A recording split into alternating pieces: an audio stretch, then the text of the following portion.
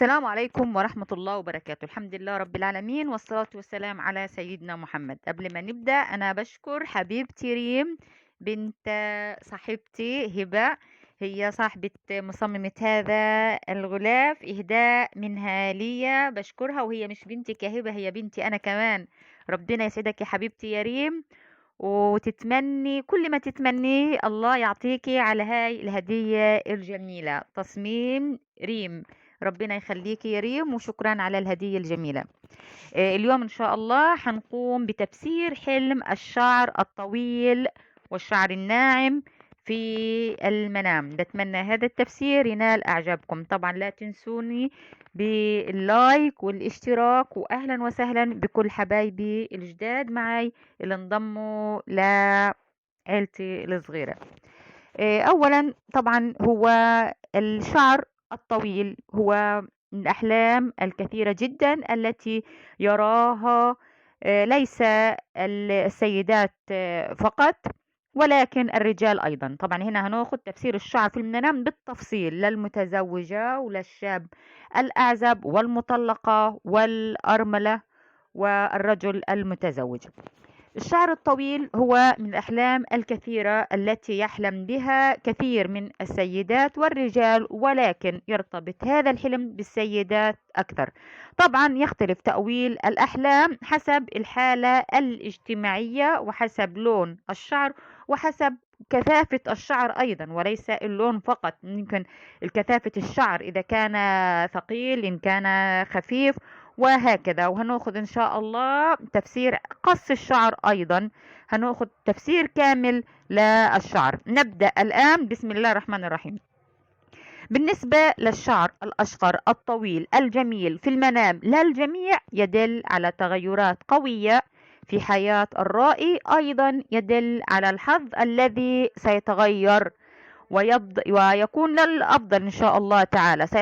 سيتغير من الناحية المادية والناحية العاطفية، ويدل أيضا على شريك الحياة بالنسبة للعزباء. كذلك يدل على أنه هذا الشريك يتميز بالأخلاق والدين بإذن الله تعالى.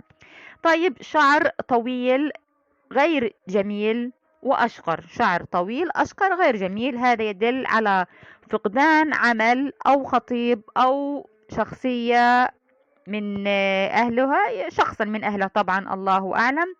ويدل أيضا على تغيرات سيئة مثل الوحدة والمرض، يعني يصبح هذا الشخص إنسان انطوائي طبعا، والله أعلى وأعلم. بالنسبة للشعر طويل وخفيف للجميع، يدل على حياة مادية ضعيفة، بمعنى أنه يدل على عدم الرضا على نفسك بالنسبة لصاحب هذه الرؤية. وأيضا بمعنى آخر أنه سيرزق بمال ليس كثير، بمعنى آخر أنه سيمر بضائقة مالية. طبعا لا يعلم الغيب إلا الله.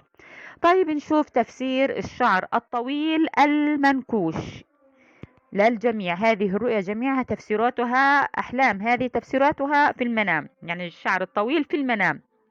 الشعر الطويل المنكوش يدل بالنسبة لصاحب الرؤيا يدل على أنه ليس منظم بحياته، ولا يسعى أيضا إلى تطوير ذاته وتحقيق النجاح. في حال أن هذا الشعر منكوش يدل على أنه غير منظم. طبعا بعض المفسرين قالوا أن الشعر الطويل يدل على البركة والزيادة سواء في المال أو السعادة، ويدل على الخير. هذا طبعا تفسير آخر من بعض المفسرين غير التفسير الذي قلناه حاليا. نشوف الشعر الطويل للعزباء. يدل طبعا الشعر الطويل للعزباء في المنام يدل على دخولها بأحداث سعيدة، ويدل على رؤية شخص معين لم تقابله منذ فترة. ممكن يكون هذا الشخص كان مسافر، ممكن يكون أقبل من سفر بعيد أو من مكان بعيد، المهم مقابلة هذا شخص لم تراه منذ فترة بعيدة. ممكن طبعا يكون حبيب، طبعا 90% انه هو يكون حبيب. المهم انه هو سيحدث اخبار سعيدة، ممكن يدل على الارتباط ايضا. طيب، في حال رؤية شعر طويل وجميل للعزباء فإنه يفسر بالمعنى الذي ذكرته سابقا إن شاء الله. طيب لو كان غير جميل بيكون طبعا عكس هذا التأويل، بيدل على عدم الراحة وعدم الاستقرار في حياة هذه العزباء في حال إنه الشعر غير جميل. طيب نشوف الشعر الطويل للعزباء يدل على الزواج بإذن الله، ويدل على الراحة، ويدل على السعادة، ويدل أيضا على التخلص من الهموم والمشاكل التي تمر بها. طبعا شعر طويل وناعم. طيب في حال رؤية العزباء شعر طويل كثيف، هذا يدل على زيادة المال، ويدل على أنها ليس بحاجة لمساعدة الآخرين لها ماديا. طيب نشوف قص الشعر للعزباء. لو قصت جزء كبير من هذه العزباء يدل على القلق. طيب لو قصت جزء صغير، طبعا هذه يعني جميعها أحلام في المنام. لو قصت جزء صغير يدل على زواج من شاب كان مغرم بها. طيب العزباء لو رأت في منامها شعرها متشابك وقصت جزء منه، هذا يدل على أنها لا تعطي الأمان والثقة لأحد. طيب لو قصت من مقدمة شعرها، يعني زي ما نحن بنحكي مثلا الغرة، احنا في بلاد الشام بنقول عنها غرة، بالنسبة لمصر بيحكوا عنها والله ما أنا عارفة بصراحة احنا بنقول عنها غرة. طيب المهم القصة البسيطة في مقدمة الشعر بدل على التخلص من القيود التي منعتها من النجاح، وستحقق التفوق والنجاح بإذن الله تعالى. طب شعر طويل وناعم وأسود للعزباء بدل على البشرى السعيدة بإذن الله تعالى، وظهور شاب آه، سيتم الارتباط بينهما بإذن الله تعالى. لو رأت العزباء شاب ينظر إليها، ينظر لشعرها، هذا يدل على أنه هذا الشاب مغرم بها وسيتم الارتباط بينهما. طيب تمشيط الشعر لجميع الأشخاص، من رأى أنه يقوم بتمشيط شعره، هذا يدل على الاهتمام بالذكاء وتحقيق الأهداف بإذن الله تعالى. طيب نشوف الشعر الطويل للمتزوجة شديد السواد، بدل على حب زوجها وتعلقه بها. لو رأت المتزوجة شعرها طويل وأبيض، يدل على أن زوجها فاسد وسوف يؤذيها هي وأولادها والله أعلم.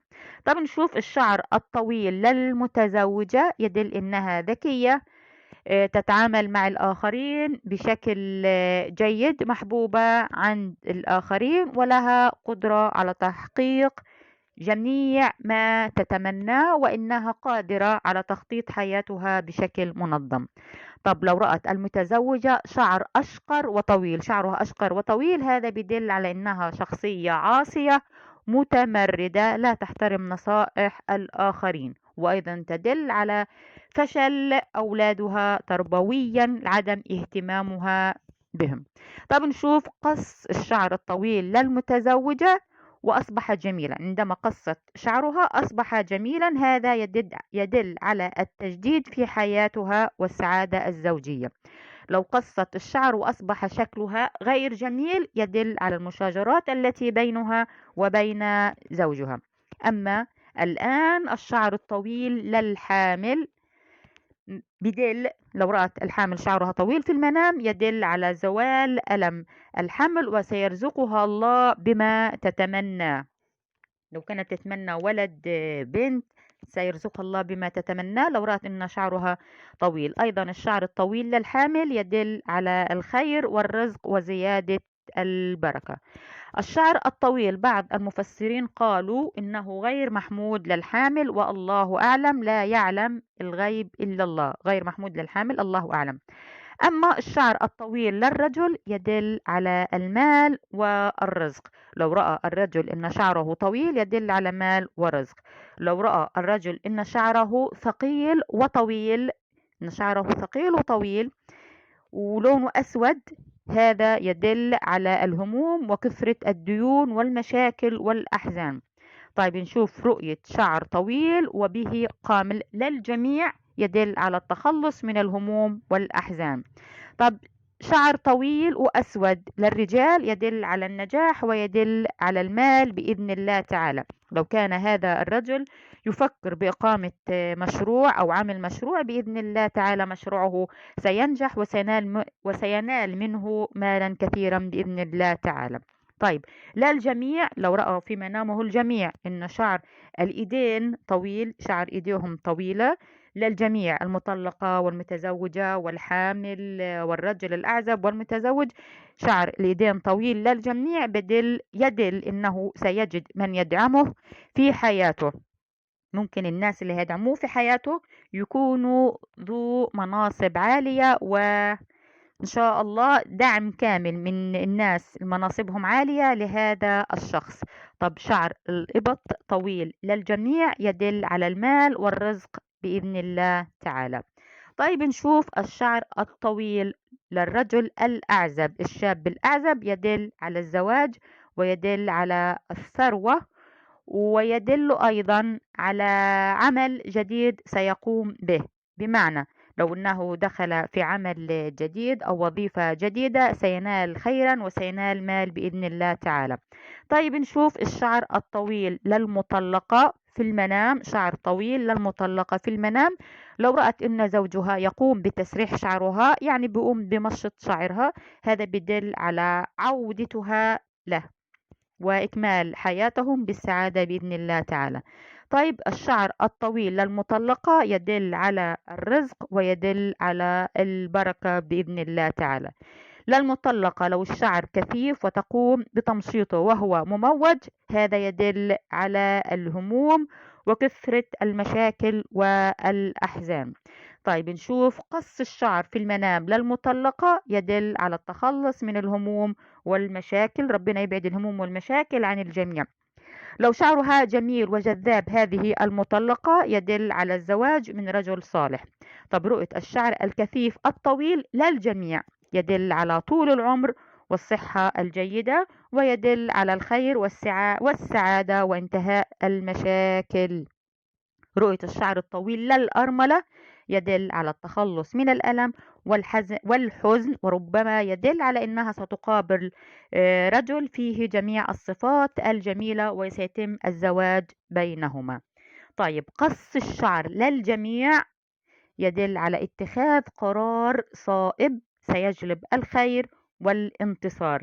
طيب رؤية طفلة شعرها طويل في المنام يدل على ميراث للرائي، أما رؤية طفل شعره طويل يدل على الخير والبركة بإذن الله تعالى. احنا هيك انهينا من تفسير حلم الشعر الطويل لجميع الأشخاص بالتفصيل، بتمنى انه ينال اعجابكم. اتمنى لا تنسونا باللايك والسبسكرايب، واهلا وسهلا بالجميع.